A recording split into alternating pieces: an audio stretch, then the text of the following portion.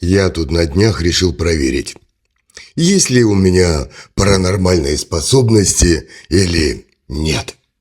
Ну а чё?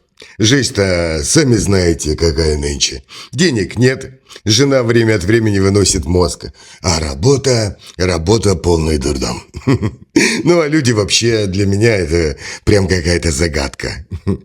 Все как будто превратились в идиотов. И в какой-то момент ты такой сидишь, смотришь на это на все, смотришь на самого себя и спрашиваешь, а может быть, я не просто какой-то там неудачник, может быть, я избранный? Ну а чё, в этой же жизни все бывает. Психолог сегодня дорого, интернет, никак не помогает, не спасает. И сколько бы ты ни работал в этой жизни, денег все равно не хватает. И когда тебе в жизни чего-то не хватает, то ты начинаешь искать какую-то магию, волшебство. Занимаешься духовным саморазвитием, идешь в эзотерику, потому что вариантов больше никаких нет. Ну, а вдруг? Вдруг магия поможет. И вот я такой сижу, значит, и изучаю все эти эзотерические практики. И знаете, что я понял? Я понял, что абсолютно любой человек, который типа экстрасенс, великий маг и волшебник, начинает всегда максимально буднично. Сидит такой где-то в уголочке в тишине, трет ручки и дышит. Дышит в пупок. И лицо такое. Типа он сейчас, прямо сейчас выйдет куда-то в астрал. А по факту просто сидит и трет ладошки. И первое упражнение, значит, выглядит вот так. Энергетический шар называется. Что надо делать? Надо сесть где-то в тишине и тереть ладошки. Причем сильно-сильно. А потом такой разводишь руки в стороны и между ними ловишь шар энергии. А там происходит тепло, покалывание, и ты такой: о, я чувствую энергия. А потом такой сидишь и думаешь: и чё? А дальше-то что? Потому что сколько ни напрягайся, золотой слиток между ладонями не появляется. А знаете, что самое смешное? Это то, что люди на всю эту фигню реально ведутся. Курсы там всякие покупают, сертификаты получают. Мастер рейки 27 уровня. Вдумайтесь, мастер 27 уровня. Это значит, человек 27 раз заплатил за то, чтобы ему сказали: чувак, 3 руки сильнее. И он такой: да, true. Я чувствую поток. Чувствую, как между моими руками формируется энергетический шар. И, возможно, очень скоро у меня появятся деньги. Кстати, дорогие мои зрители, подведитесь к монитору поближе. Я сейчас буду чистить вашу ауру. Смотрите. Ну как? Чувствуете? Что, нет? Правильно, потому что я это просто идиот. Но все же признавайтесь. Признавайтесь, на секундочку же поверили, что я чищу ваши ауры и заряжаю вас волшебной энергией. Ну а дальше у нас идет угадайка. Конверты, коробочки, какие-нибудь карты, где-то что-то кем-то спрятано. И надо угадать. Ты садишься такой и делаешь умное лицо. Я чувствую вибрации. А по факту просто тыкаешь пальцем, и когда вдруг не угадывается, ты такой говоришь: так, я ж почти почувствовал. Я почувствовал, что это карта, она красная. Что черная, ошибся. Почти. И вот это почти, это самое главное во всех эзотерических учениях. Я почти угадал. Я почти просветлился и стал духовным мастером.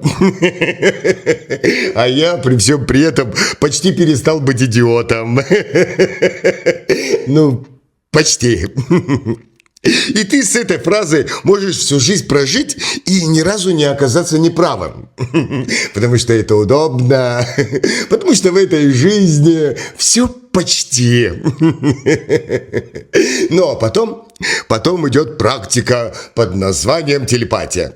Один человек другому посылает мысль на расстоянии, а второй ее принимает, как радиоприемник. В общем, сидят два взрослых мужика, и один орет про себя: квадрат, квадрат, квадрат. А второй где-то сидит на расстоянии и такой: о, чувствую что-то зеленое. Зеленое он чувствует. И знаете, что самое дикое? Если совпало, то все. Это уже не случайность. Это резонанс. Резонанс – это вообще универсальное слово. Им можно объяснить вообще все, что угодно. Почему ты не прав? Ну, не совпали вибрации. Мы не в резонансе. Слушай, а почему от тебя ушла жена? Ну, как? Как почему? Мы просто с ней на разных частотах. А почему ты сегодня не выспался, чувак? Ну как, почему? Луна сегодня в Меркурии. Удобно, правда? Ну, а дальше у нас это кристальный хрустальный шар. Вот это вообще полный кайф. Сидишь, смотришь такой в шар, и сначала видишь там какие-то блики. Потом пятна, а потом тебе начинает казаться, что ты видишь будущее. А по факту это просто твое собственное отражение. Отражение твоего собственного лица. И ты такой смотришь в этот шар и понимаешь: блин, по-моему, я хочу спать. И, к слову, это самое честное предсказание. Ну, а люди реально платят за это деньги. Приходят гадалки и говорят: предскажи мне будущее. Та такая с умным лицом сидит, тупит в шар, шар блестит, там внутри темная комната, и она тебе так говорит: я вижу дорогу. Ну, конечно, дорогу. Ты же к этой гадалке как-то пришел и обратно уедешь. В общем, это самое тайное, великое знание. Ну, а самое прикольное – это пси-колесо. Это бумажка на иголке над банкой. Подносишь, значит, к этой банке руки и смотришь. Смотришь, когда же она начнет крутиться. Вот-вот, я вижу, она чуть-чуть сдвинулась, и ты такой: вау, я это сделал, я воздействую на иголку под банкой. Нет, это не сквозняк, это не ветер. Нет, это не мое дыхание. Чувак, это просто электростатика. Но тебе же надо верить.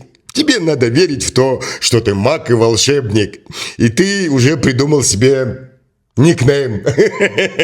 Властелин ветров.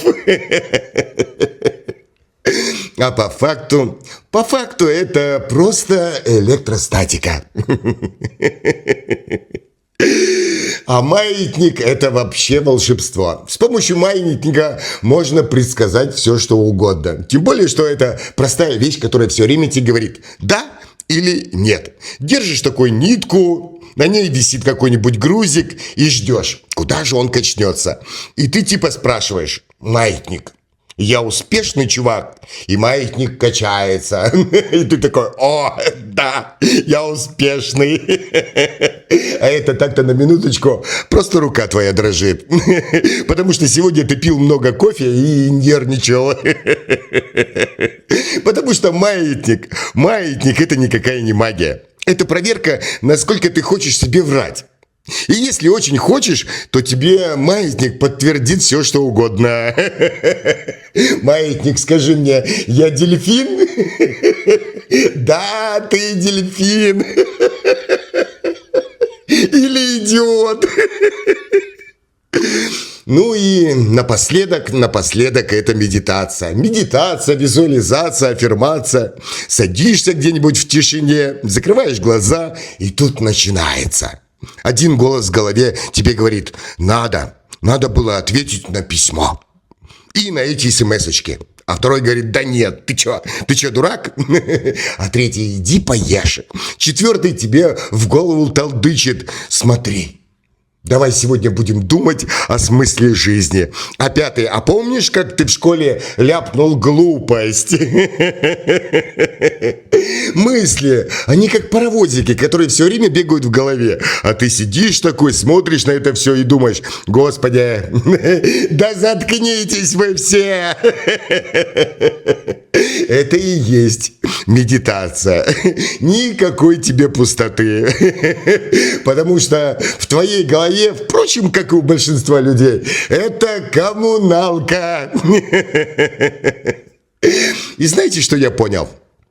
Я понял, что все эти практики, они вовсе не для того, чтобы стать каким-нибудь магом или волшебником, а для того, чтобы ты хоть раз в жизни заметил, что ты вообще просто живешь, и что ты настоящий, живой.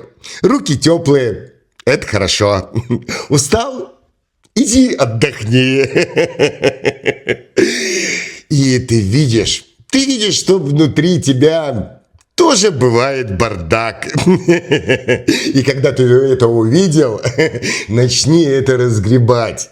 И это самое главное.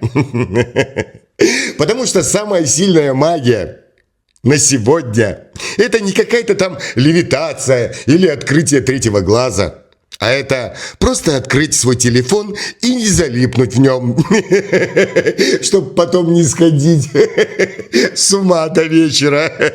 И все.